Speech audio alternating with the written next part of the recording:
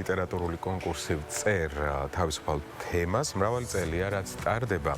მისი მიზანი ჰუმანიტარული ნიჭით გამორჩეული მოსწავლეების გამოვლენა და საზოგადოებისთვის გაცნობა.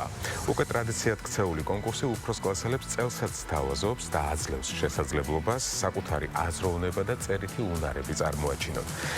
მისი ინიციატორი, ავტორი და ჟიურის მუდმივი თავმჯდომარეა ფილოლოგიის დოქტორი ბატონი გია მურღულია, რომელიც ახლა ჩვენი გადაცემის სტუმარია. მოგესალმებით ბატონო გია და სწორედ ამ კონკურსის თაობაზე ის ბატონი გია ძალიან ბევრ საინტერესო დეტალს გაგვიზიარებს.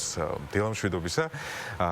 პირველ რიგში, როგორც უკვე აღნიშნე, ეს კონკურსი უკვე ტრადიციული შინაარსის არის, ბევრი წელია რაც ტარდება, მაგრამ მოკლე ისტორიული ექსკურსის საიდან იღებს სათავე? ხო, კითხოთ, საიდან გაჩნდა ამ კონკურსის დაარსების იდეა? ამბავია მე მგონი.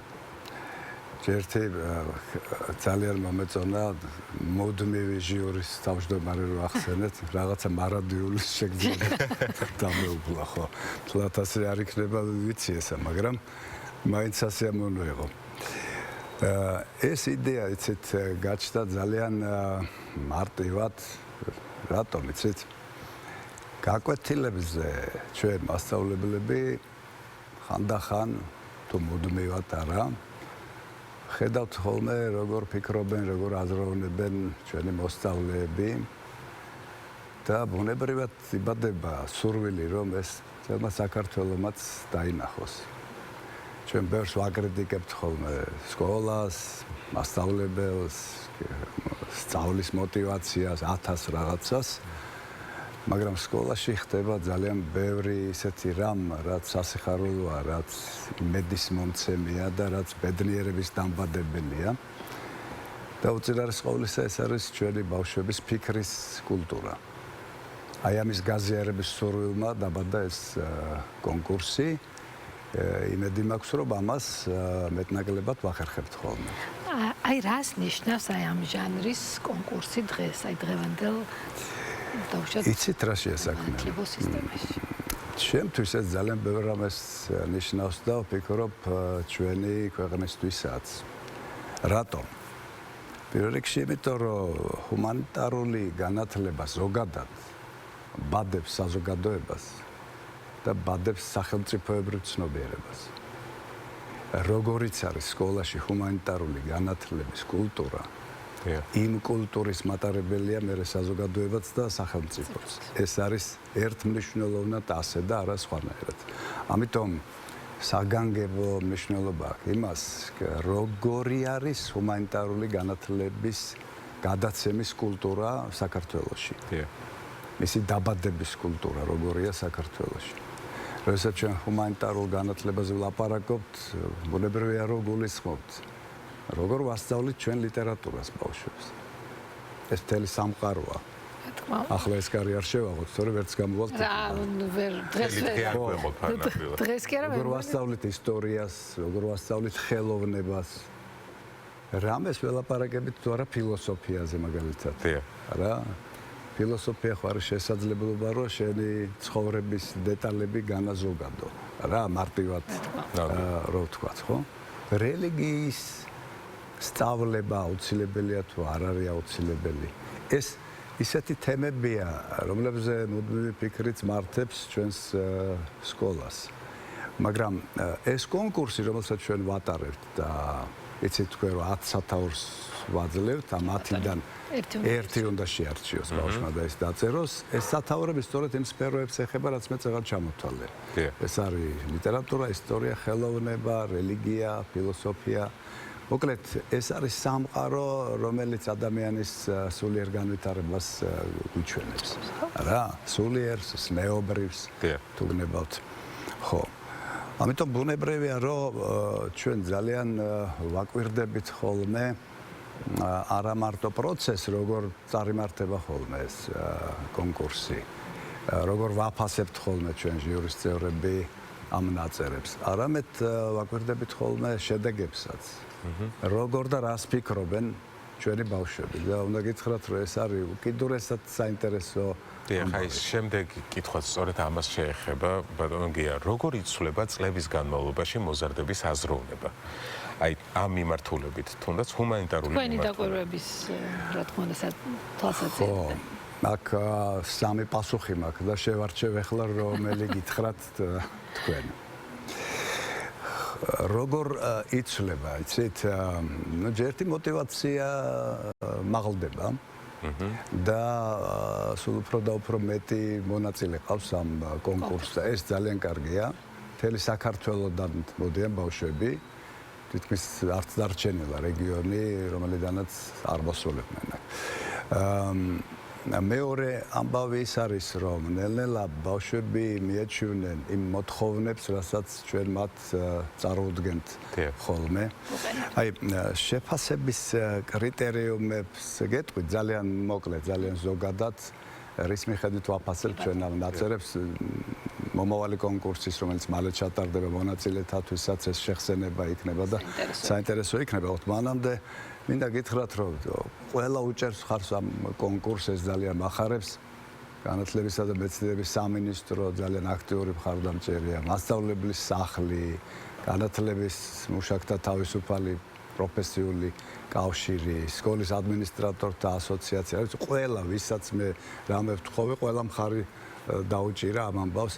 განსაკუთრებით უნდა ვახსენო პირველი არხი, რომელიც მუდმივად გვერდში უდგას დღევანდელი ჩვენი შეხვედრაც ამის დასტურია და ასევე მინდა საგანგებოდ მოიხსენიო საქართველოს ეროვნული უნივერსიტეტი, რომელიც მუდმივად ბოლო წლების განმავლობაში არის მასპინძელიც და მთავარი სპონსორიც ამ კონკურსის. ახლა რაც შეეხება ამ კრიტერიუმებს, ეს ნაწერი რომ მოდის, უნებრივია რომ ჩვენ შეფასება თანაბრად რო ეხებოდეს ყველას და იქ არ იყოს მეტნაკლებობა, ამიტომ რაღაც კრიტერიუმები ჩამოყალიბებული გვაქვს. ეს არის ზოგადი განათლების დონე.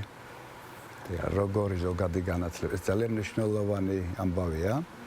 იმიტომ რომ ჩვენთან ჯერჯერობით საკმარისად კარგად მეჩვენება არ არის განმარტებული თვითონ ცნება ზოგადი განათლების და ჩვენ უნდა კარგად შევთანხმდეთ იმაზე, რა წარმოადგენს ამ ზოგად განათლებას, ხო? ეს არის ხედვის მრავალფეროვნება. ერთი გერმანელი მოაზროვნე იყო, მასწავლებელი ადოლფ დისტერვეგი, ის ამბობდა, რომ ჯობს ბავშვს ერთი რაღაც ასწავლო 10 სხვადასხვა კუთხით, ვიდრე 10 რაღაც ცალმხრივად. ხო. გამოხატვის და მსჯელობის სისტემურობა არის, წერის კულტურა, აი ფრაზის შეგრძნება, ფრაზის აგების კულტურა, სტილი ადამიანეო ფრანგები ამბობენ, არა? ხო, ორიგინალური გააზრება, ლოგიკური კავშირები, რაციონალური პარალელები და მდიდარი ლექსიკა და ასე შემდეგ. ამას ყველაფერს ჩვენ ბუნებრივია ყურადღებას ვაქცევთ და როდესაც აი ესე ფასდება ეს ნაწერები, მერე ჩვენ გვეძლევა შესაძლებლობა, რომ გარკვეული განმაზოგადებელი დასკვნებით გამოვიტანოთ მთელი ამ პროცესიდან. ეს არის ყველაზე მეტად საინტერესო ამბავი. ეს კონკურსი არის ერთგვარი სარკე, რომელიც ჩვენ გვიჩვენებს, რა ვითარებაში ვართ ახლა. გვაქვს თუ არა რამე საკორექციო, გვაქვს თუ არა პრობლემები, რომლებსაც უნდა მივხედოთ. ასეთი ყოველთვის არსებობს სკოლაში, ბუნებრივია ეს მუდმივი განვითარების პროცესია რა. ამიტომ ბუნებრივია, რომ ჩვენ ვფიქრობთ გარკვეულ დასკვნებზე. ეს დასკვნები ბევრგვარია. რამდენიმეს გაგიზიარებთ, რაც მე შტაბეჭდილებად დამრჩა. პირველ რიგში, როდესაც ჩვენ სათაურებს ვაძლევთ, 10 სათაურს, თვალში საცემი ამბავია, რომ ამ 10-დან, მაგალითად 2-3-ს ირჩევენ ხოლმე და დანარჩენ 7-ს ნაკლებად. ეს იმას მიანიშნებს, რომ ჩვენ სკოლაში ჯერჯერობით სათანადო ყურადღება არ ექცევა იმ დანარჩენი 7-ის სწავლებას. ეს ერთმნიშვნელოვნად ასია. აი მაგალითად რაღაცა თქვა ფილოსოფიური თემები თუ არის იქა. ან თუ არის თემა, რომელიც ეხება თქვა ხელოვნებას, რა, განსაკუთრებით თქვა რელიგიას, კერძოდ თქვა ბიბლიას თუ ეხება რაიმე თემა, ეს საკითხები შედარებით ნაკლებ ყურადღებას იქცევს ხოლმე.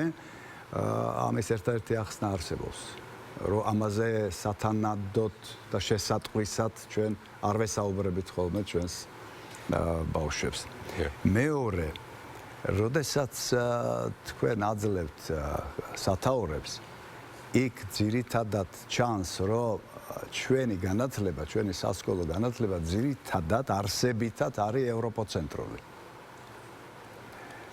ჩვენ ნაკლებად ვაძლევთ საფიქრალს აღმოსავლეთზე, ჩვენს ბავშვებს. აღმოსავლური კულტურა, უზარმაზარი კულტურაა და ჩვენი ისტორიულად თანმდევი კულტურაც იყო. ქართული სული ძალიან გაღარიბდება უამისოდ.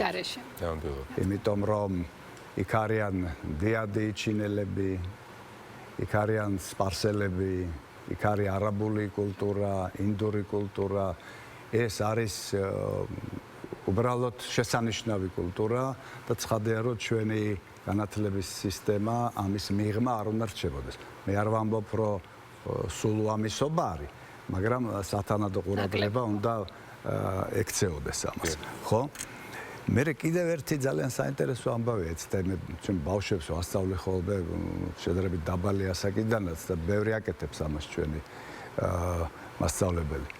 არ არის საკმარისი პირველი კლასის მერე უკვე, აღარ არის საკმარისი მხოლოდ თქვა, რომ მე ვფიქრობ, რომ ეს ასეა. შენ უნდა თქვა, დაასაბუთო, რატო ფიქრობ, რომ ეს ასეა, რა არგუმენტები გაქვს, რომ ეს ასეა. და ამას თუ მოაყოლებ შენი გამოცდილებიდან, ან ლიტერატურიდან, ან ისტორიიდან, ან ხელოვნებიდან რაღაცა მაგალითებსაც, კონკრეტულ მაგალითებსაც, ეს უკვე რაღაც სრულყოფილების ნიშანიც არის, ხო? ხო. ამიტომ ბუნებრივია, რომ ჩვენთვის ძალიან არსებითია იმ დასკვნებზე დაფიქრება, იმიტომ რომ აი დიდი ხანია მე უკვე გეგბავ ამას ჯერჯერობით ეს ვერ მოახერხე სამწუხაროდ. გვინდა რომ ჩავატაროთ ერთი დიდი აი შიდა ქართული შეხვედრა, გნებავთ კონფერენცია დავარქვათ ამას. ჰუმანიტარული განათლების თანამედროვე პარადიგმა საქართველოში როგორია? აი ეს არაკითხვებით დავსვინე, როგორ ვასწავლით ლიტერატურას, რა პრობლემები გვაქვს, იქ რა შედეგები გვაქვს, იგივე ისტორიას, ხელოვნებას და ასე შემდეგ. ერთ-ერთი კითხვა არის ასეთი მაგალითად, აი ბიბლიიდან რაღაცა უნდა ვასწავლოთ თუ არ უნდა ვასწავლოთ? არის თუ არა ეს ზოგადი განათლების ნაწილი საქართველოში? ხო, ეს ძალიან მნიშვნელოვანია. თუ დაასწავლო ამ გადაწყვეტილებას თუ მიიღებ, მე ბუნებრივია დგება კითხვა, როგორ უნდა ასწავლო, რა უნდა ასწავლო. ბიბლიაში უამრავი წიგნია, ხო? მარტო იმის სწავლებას ვერ მოასწრებ 12 წელიწადს. უნდა შეარჩიო რაღაც. და ასე შემდეგ, ხო. აი ესეთი დასკვნები არის, ხო, და სამწუხაროდ ჩვენი დრო აღარ გვაძლევს რაღაცა უფრო ღრმად შეჯამების სახით, ბატონო გია. დროს აქ ტენდენცია რომ ამოიწუროს, ხო. ხო, საიენ. დრო იმისთვის არის, რომ უნდა ამოიწუროს. მოდით, შეჯამების სახით, ხო, აი ძალიან ცოტა დრო არის დარჩენილი და შეჯამების სახით რას ეტყვით მომავალ კონკურსანტებს, რომლებიც ძალიან მალე თქვენს წინაშე წარსდგებიან? პირველ რიგში ვეტყვი, რომ იყვნენ დამოუკიდებლები. ტელეფონების შემოტანა აკრძალულია იქ და ChatGPT-ის შესახებ ჩვენც მოგვეხსენება რაღაცები. რა თქმა უნდა. ეს ერთი. მეორე, იყვნენ თავისუფლები, არ შეეშინდეთ არაფრის, იმიტომ რომ მე ჩემ ცხოვრებაში არაფერი მინახავს ბავშვის ფიქრზე უკეთესი. და მათ უნდა იცოდნენ, რომ ჩვენ ისინი ძალიან გვიყვარს და ძალიან ვაფასებთ მათ ფიქრს, მათ გარჯას და მათ სურვილს, რომ საქართველო იყოს უკეთესი. ძალიან დიდი მადლობა. რამეს ვსწავლობთ ალბათ. რა თქმა უნდა. ძალიან დიდი მადლობა, ბატონო გია. ძალიან დიდი მადლობა, რომ იყავით ჩვენთან სტუმრად.